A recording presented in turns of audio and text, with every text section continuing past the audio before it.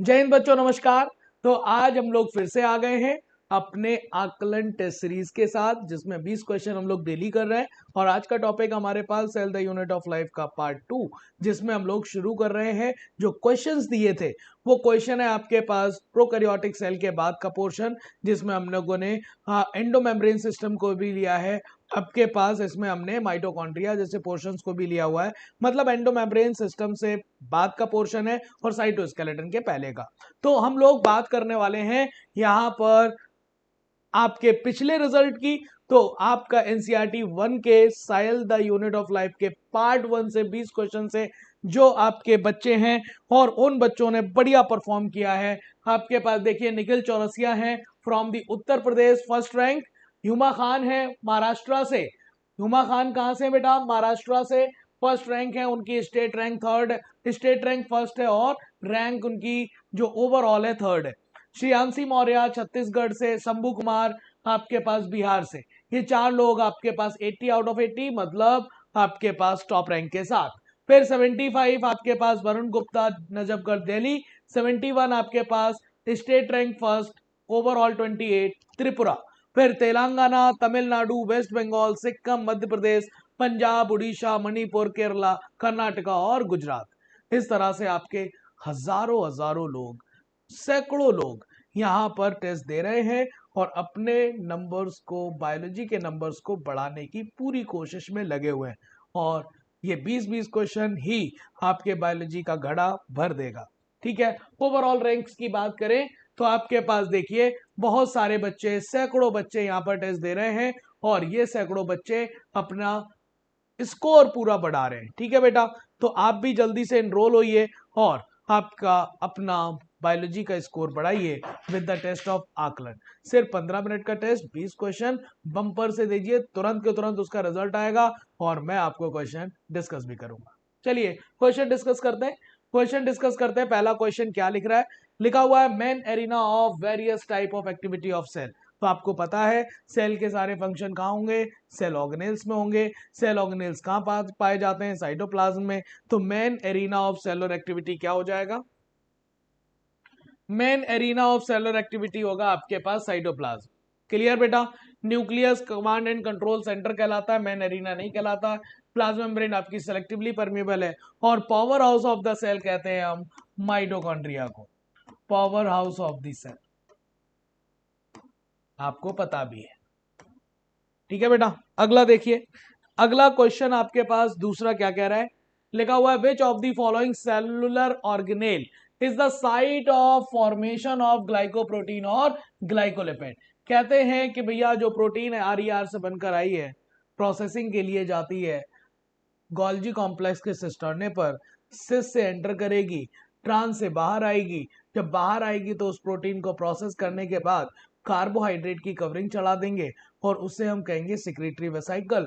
Protein होगी carbohydrate की covering के साथ ग्लाइकोप्रोटीन कहलाएगी। अगर वो लिपिड होगा तो वो कार्बोहाइड्रेट की कवरिंग के साथ ग्लाइकोलिपिड कहलाएगा। तो ग्लाइकोप्रोटीन और ग्लाइकोलिपिड का फॉर्मेशन कौन सा सेल ऑर्गेनेल करता है? तो जवाब है गोल्जी एपरेटस। कौन है? Golgi apparatus. कैमिलो गोल्जी याद रखिएगा, जिन्होंने खोजा था 1898। 1898। अगला क्वेश्चन देखिए। अगला क्वेश्चन क्या कह रहा है देखिए। लिखा हुआ है mitochondria is the largest cytoplasmic organelle of plant. क्या प्लांट्स की सेल में लार्जेस्ट सेल ऑर्गेनेल के तौर पर माइटोकॉन्ड्रिया है? जवाब है नहीं, इससे बड़ा तो प्लास्टिड है। और वॉल्यूम और आपके वैक्यूल की बात करी जाए तो 90% वॉल्यूम आपका पास वैक्यूल ले लेता है, तो माइटोकॉन्ड्रिया लार्जेस्ट तो नहीं। राइबोसोम स्मॉलेस्ट है, ये बात सही है, लेकिन यहां पर उन्होंने मेम्ब्रेनस सेल ऑर्गेनेल लिख दिया है, जो की बात भी क्या हो गई? गलत। Non membranous smallest cell organelle के नाम पर राइबोसोम होता है। इसका मतलब स्टेटमेंट 1 और 2 दोनों गलत हैं। आंसर क्या बनेगा? फर्स्ट। अगला क्वेश्चन देखिए। इन विच among the following cell organelle steroidal hormone are being synthesized in the animal। Animal cell में स्टेरॉइड हार्मोन कौन सिंथेसाइज करेगा? जो लिपिड बनाएगा। लिपिड की सिंथेसिस कौन करता है? एसईआर। तो लिपिड की सिंथेसिस कौन कर रहा है? एसईआर। और इस लिपिड का यूज किस में होगा? लिपिड का यूज होता है स्टेरॉइड हार्मोन बनाने में, स्टेरॉइडल हार्मोन। आपको पता है स्टेरॉयडल हार्मोन के रिसेप्टर्स मेम्ब्रेन बाउंड नहीं होते, इंट्रासेलुलर होते हैं, मोस्ट ऑफ द इंट्रान्यूक्लियर होते हैं। तो जवाब क्या हो जाएगा 4 का फर्स्ट, स्मूथ एंडोप्लाज्मिक रेटिकुलम।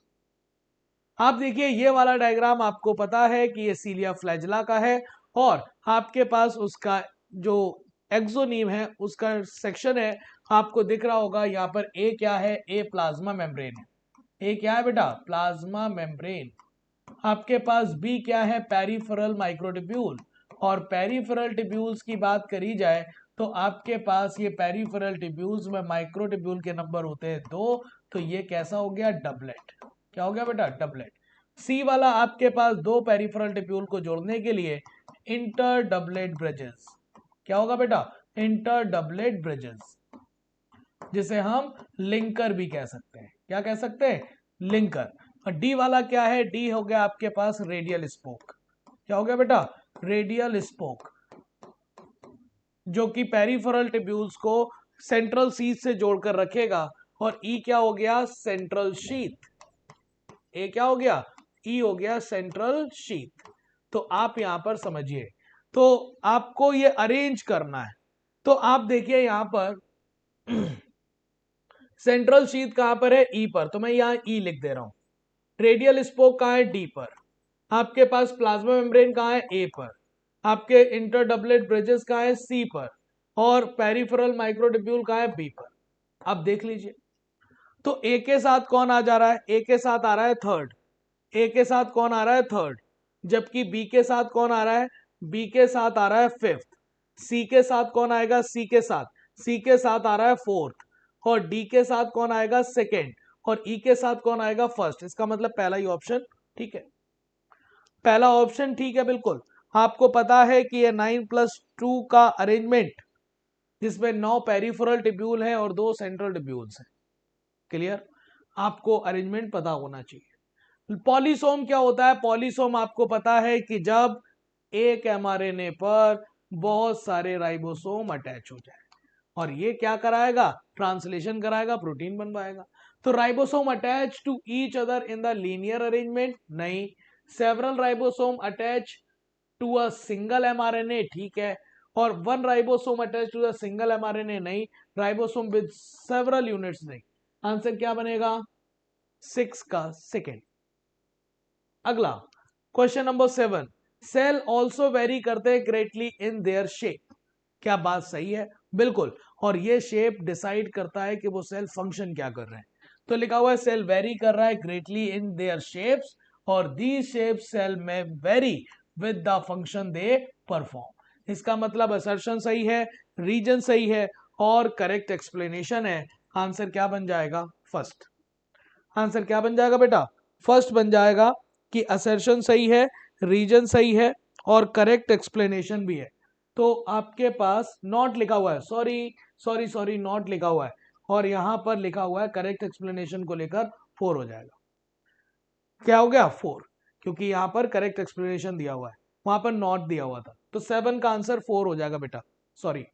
अगला लिखा हुआ in animal cell lipid like steroidal hormone are synthesize in SER. बिल्कुल बात सही है, एनिमल सेल में ये लिपिड लाइक हार्मोन जो है वो स्टेरॉयडल हार्मोन जो है ना वो एसईआर सिक्रीट करेगा। रीजन में लिखा हुआ smooth endoplasmic reticulum is the major site of synthesis of protein. ये वाली बात गलत हो, तो यह आपके पास smooth endoplasmic reticulum major site है प्रोटीन की सिंथेसिस के लिए, नहीं लिपिड की सिंथेसिस के लिए। असर्शन सही है, रीजन गलत है। आंसर क्या बन जाएगा, second. Assertion is correct but reason are not correct. अगले क्वेश्चन की तरफ बढ़ रहे हैं, क्वेश्चन नंबर 9। क्वेश्चन नंबर 9 क्या कह रहा है आपसे, in a given organelles how many organelles bounded by a single membrane. Single membrane bounded बता रहे हैं। माइटोकॉन्ड्रिया तो डबल मेम्ब्रेनस होता है, राइबोसोम विदाउट मेम्ब्रेन है, आपके पास वैक्यूल सिंगल मेम्ब्रेन है, ये जवाब हो जाएगा। लाइसोसोम सिंगल मेम्ब्रेन है, ये भी हो जाएगा। क्लोरोप्लास्ट डबल मेम्ब्रेन है, ये नहीं होगा। सेंट्रियोल विदाउट मेम्ब्रेन है, ये भी नहीं होगा। एंडोप्लाज्मिक रेटिकुलम सिंगल मेम्ब्रेनस है, हो जाएगा। गोल्जी एपरेटस भी सिंगल मेम्ब्रेनस है, हो जाएगा। इसका मतलब कितने लोग हो गए, 1 2 3 4। आंसर क्या बनेगा, थर्ड। 9 का आंसर क्या बन जाएगा? थर्ड। 4 लोग हैं सिंगल मेम्ब्रेनस, यहाँ पर 2 लोग डबल मेम्ब्रेनस हैं और 2 तो आपको विदाउट मेम्ब्रेनस भी दिख रहे हैं। अगले क्वेश्चन की तरफ। The number of mitochondria per cell is variable. Number of mitochondria per cell variable होता है, ये इस बात पर डिपेंड करता है कि सेल की फिजियोलॉजिकल एक्टिविटी क्या है। माइटोकॉन्ड्रिया के नंबर, साइज और आपके पास शेप, ये भी वेरी करता है। कहने का मतलब ये किस बात पर डिपेंड कर रहा है? साइज ऑफ सेल पर नहीं, शेप ऑफ सेल पर नहीं, कि सेल फिजियोलॉजिकल कितनी एक्टिव है। जितनी ज्यादा फिजियोलॉजिकल एक्टिविटी करेगी सेल, उतनी ज्यादा एनर्जी चाहिए, उतने ज्यादा माइटोकॉन्ड्रिया चाहिए, उतना शेप बड़ा चाहिए, उतना साइज बड़ा चाहिए। ठीक है बेटा, तो आंसर क्या हो जाएगा? 10 का आंसर थर्ड। 11 ये वाला क्वेश्चन देखिए। In the given diagram the type of chromosome is. तो टाइप ऑफ क्रोमोसोम की बात करी जाए तो बताओ, एक लॉन्ग आर्म दिखाई दे रही है, एक short arm, centromere close to end present. Centromere कहां प्रेजेंट है? सेंट्रोमियर प्रेजेंट है क्लोज टू एंड। और जब क्लोज टू एंड प्रेजेंट होता है तो ऐसे को हम क्या कहते हैं? इसे हम कहते हैं एक्रोसेंट्रिक। एक बहुत छोटी आर्म और एक बहुत बड़ी आर्म, एक्रोसेंट्रिक कहते हैं बेटा। तो ये टीलोसेंट्रिक नहीं, मेटासेंट्रिक नहीं, जवाब है एक्रोसेंट्रिक। और ये सैटेलाइट क्रोमोसोम भी नहीं होता। सैटेलाइट क्रोमोसोम वो होते हैं जिनमें सेकेंडरी कॉन्स्ट्रिक्शन पाई जाए, सैटेलाइट बॉडी पाई जाए जो नॉन स्टेनिंग होती है। क्लियर हुआ? अगले क्वेश्चन की तरफ बढ़ रहे हैं। देखिए एक मैचिंग है, analyse the following pairs and identify the correct option given below. Correct आपको ऑप्शन बताने हैं। क्रोमोप्लास्ट, क्रोमोप्लास्ट का नाम सही है, कलर पाया जाएगा। Containing pigment other than chlorophyll, devoid any pigment, store oil, store carbohydrate, store protein. नहीं, आपके पास ये वाली मैचिंग सही है। तो आपके पास यहां पर कितनी मैचिंग सही है, कितने पेयर सही हैं ये पूछ रहे हैं। तो क्रोमोफोर, क्रोमैटो मतलब क्रोमोप्लास्ट में क्लोरोफिल के अलावा पिगमेंट पाए जाते हैं, सही बात है। Leucoplast devoid of any pigment, ये भी बात सही है। एमाइलोप्लास्ट की बात करी जाए तो एमाइलोप्लास्ट में स्टार्च का स्टोरेज होगा, फैट लिखा है, गलत है। एल्यूरोप्लास्ट में प्रोटीन का होगा, यहाँ पर कार्बोहाइड्रेट लिखा है, गलत है। इलायोप्लास्ट में प्रोटीन का नहीं, फैट या ऑयल का होगा। इसका मतलब दो ही बातें सही हैं और वो जवाब है first and second. First and second correct है। 12 का आंसर क्या हो जाएगा? 12 का आंसर हो जाएगा फर्स्ट एंड सेकेंड को लेकर, मतलब फोर्थ। ठीक है, अगला क्वेश्चन देख लो 13। Flattened membranous sac forming grana of the chloroplast. तो मेम्ब्रेनस सैक जो ग्रेना बना रहे हैं वो कौन है? वो सेंट्रियोल नहीं, राइबोसोम नहीं, लाइसोसोम नहीं, वो है क्या? थाइलेक्वाइड्स। और थाइलेक्वाइड्स एक पाइल्स लाइक स्ट्रक्चर है और आपके पास अरेंज हो रही है, वो ग्रेनम बना रही है, बहुत सारे ग्रेनम मिलकर ग्रेना बना रहे हैं। ठीक है, और यही मेम्ब्रेनस स्ट्रक्चर है किसकी? क्लोरोप्लास्ट की, जिसमें लाइट रिएक्शन चलेगी, लाइट एनर्जी को कैप्चर करके केमिकल एनर्जी में बदला जाएगा, बनाया जाएगा एटीपी और NADPH2। अगला लिखा हुआ है centrosome contain two cylindrical structure is called centriole. बिल्कुल बात सही है, और ये सेंट्रियोल आपस में राइट एंगल ईच अदर मतलब परपेंडिकुलर होते हैं। लिखा हुआ centriole forms the basal body of cilia flagella and spindle fibre.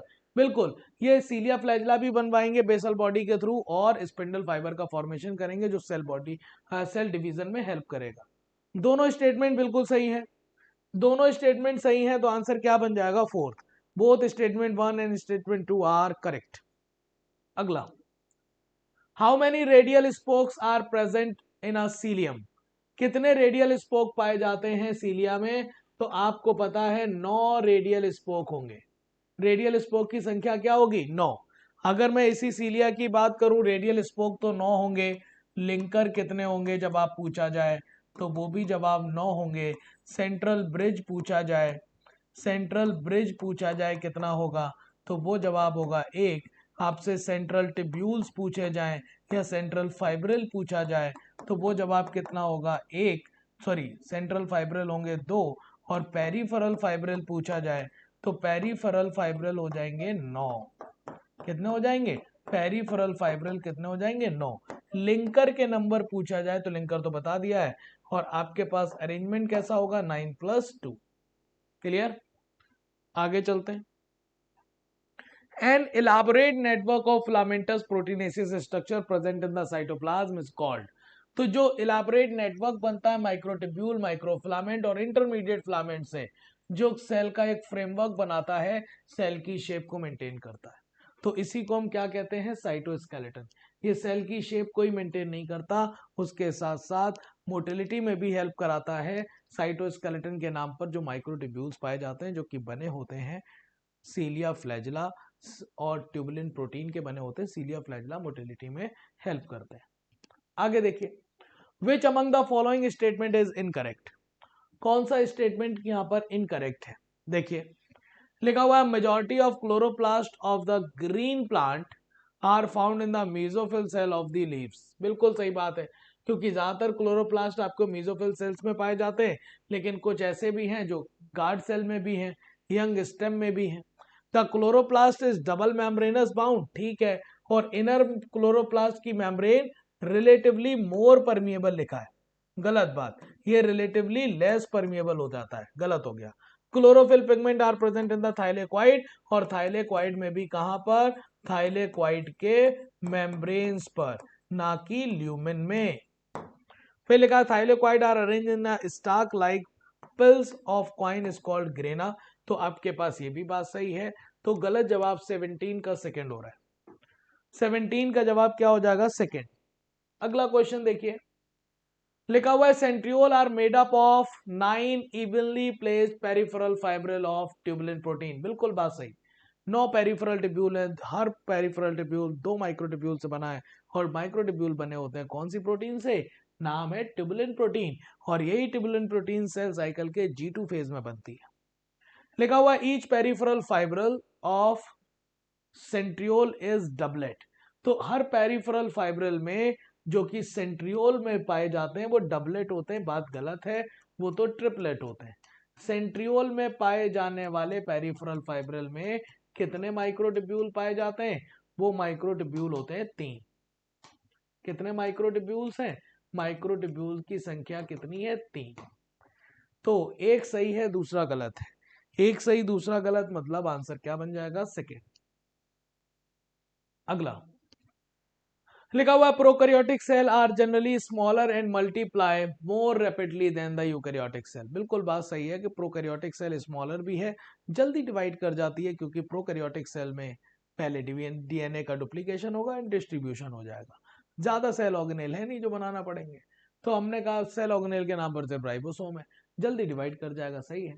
Lysosome contain hydrolytic enzyme, lipases, proteases, carbohydrases optimally active होते हैं बेसिक पीएच पर, गलत जवाब, बेसिक पीएच पर नहीं, कौन से पीएच पर, एसिडिक पीएच पर। इसका मतलब एक सही दूसरा गलत, आंसर 19 का फिर से सेकंड हो जाएगा, 19 का जवाब क्या हो जाएगा बेटा, सेकंड। और आज के सेशन का ये है आखिरी क्वेश्चन 20। बताइए, क्वेश्चन लिखा हुआ है कि कितने, how many matchings are correct, कितनी मैचिंग सही हैं, और मेम्ब्रेन और करेक्टर के नाम पर पूछा गया है। वैक्यूल डबल मेम्ब्रेनस होता नहीं, हालांकि टोनोप्लास्ट बात सही है, single membrane. Chloroplast double membranous है और इनर मोर परमिएबल है, गलत जवाब, क्योंकि वो कैसी है, less permeable. Mitochondria double membranous है और इनर मेम्ब्रेन फोल्ड होकर फिंगर लाइक प्रोजेक्शन क्रिस्टी बनाती है, ये बात सही है। सेंट्रियोल सिंगल है, हेल्प इन सेल डिवीजन, तो ये बात भी गलत है, सेंट्रियोल सेंट्रोसोम में डबल होता है, और जो आपस में कैसे होंगे, आपके पास परपेंडिकुलर टू ईच अदर होंगे, तो सिर्फ एक बात सही है, एक मैचिंग सही है, तो आंसर क्या बनेगा, 20 का आंसर क्या बन जाएगा, 4, मतलब एक बात सही। इसका मतलब आपको भी ये 20 क्वेश्चन समझ आ गए होंगे। आई होप आपकी तैयारी बढ़िया चल रही होगी, ऐसे ही लगे रहिए और बस अपने आप को बूस्टअप रखिए, और हम कल फिर मिलेंगे आपको एनसीईआरटी के आप फर्स्ट के cell the unit of life के थर्ड पोर्शन को लेकर और उसके 20 क्वेश्चंस को लेकर। थैंक यू सो मच, धन्यवाद, जय हिंद।